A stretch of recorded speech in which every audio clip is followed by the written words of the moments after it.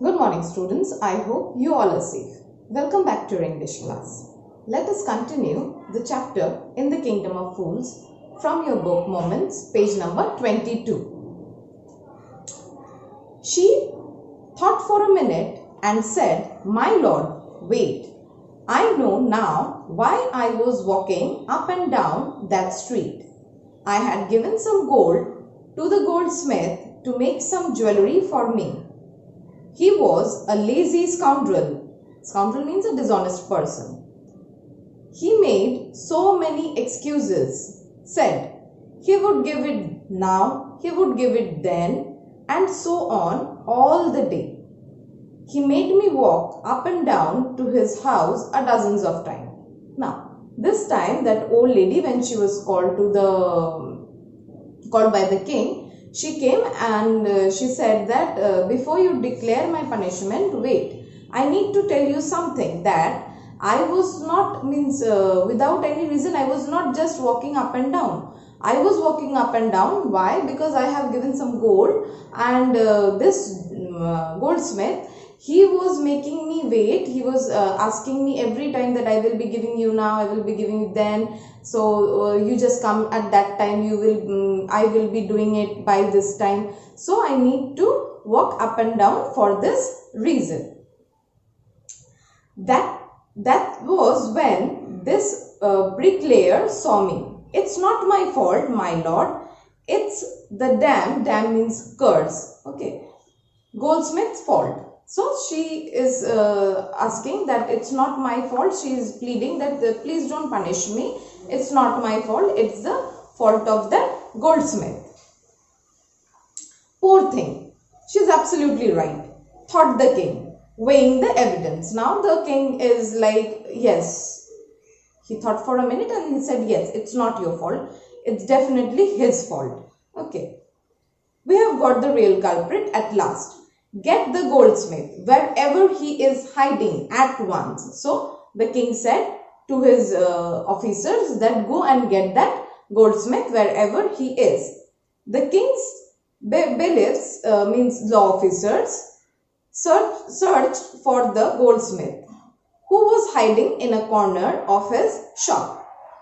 When he heard the accusation, means allegation against him, he had his own story to tell. Means when he came and when he was like charged that this is this, why you did that. Okay. So he had his own story to tell. "My lord," he said, "I am a poor goldsmith. It's true I made this dancer come many times to my door. I gave her excuses because I couldn't finish making her jewelry before I finished the rich merchant's order. They had a wedding coming and they wouldn't wait. You know how impatient rich men are." So the goldsmith, he came and he said that, yes, you are right. I made this lady wait. I made excuses to her. I was delaying to give her jewelry. But this is just because I had a rich merchant. He gave me some order. He had a wedding at his house and he was like very impatient, and he was constantly asking me to do his work first, and this is the reason why I was late. Who is this rich merchant who kept you from finishing this poor woman's jewelry, made her walk up and down, which distracted this bricklayer, which made a mess of all of his work, which has now fallen on an innocent man and killed him? Can you name him?" Now the king is asking, who is that person? Who made you wait? Who made you, who stopped you? And who is responsible? Can you name that merchant? I'm very sorry. The goldsmith named the merchant, and he was none other than the original owner of the house whose wall has fallen. Now, justice has come full circle, thought the king, back to the merchant. When he was rudely called back to the court, he arrived crying. It wasn't me, but my father who ordered the jewelry. He is dead, I am innocent. So the king said, okay, fine. So go and call that merchant.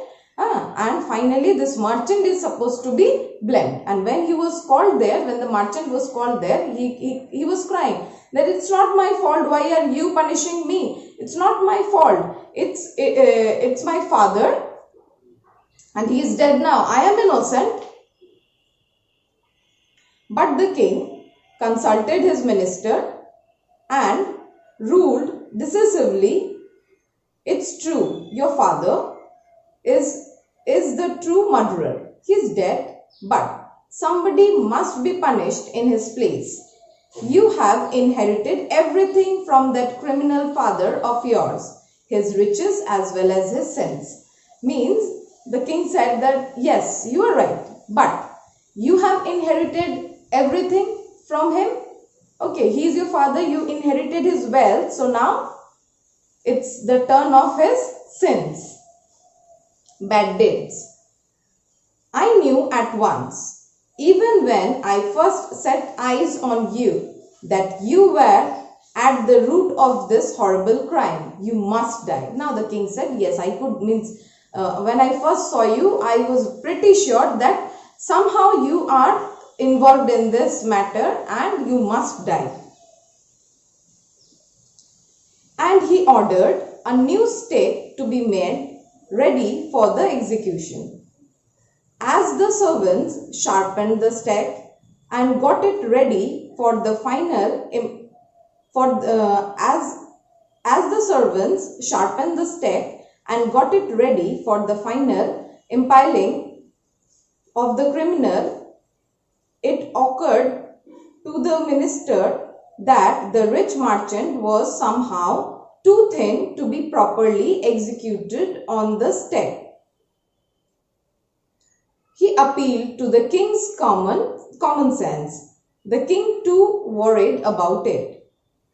What shall we do? He said, when suddenly it struck him that all they needed to do was to find a man fat enough to fit the stake.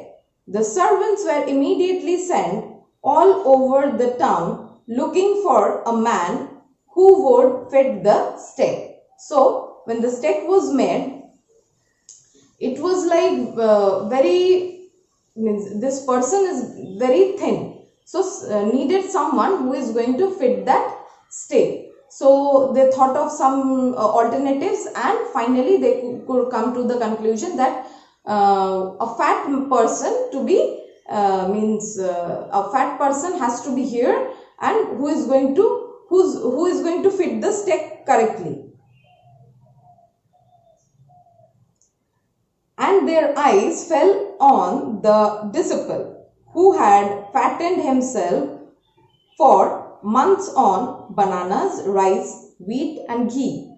So when the man of law officers, when they went outside to find a fat man, this disciple was their first choice. Why? Because he became very fat after a month having all these bananas, ghees, wheats and rices. Now he became a very fat one. Okay, so he was the first choice of there. So we are stopping till here. We'll continue in the next video. Please be safe. Thank you so much.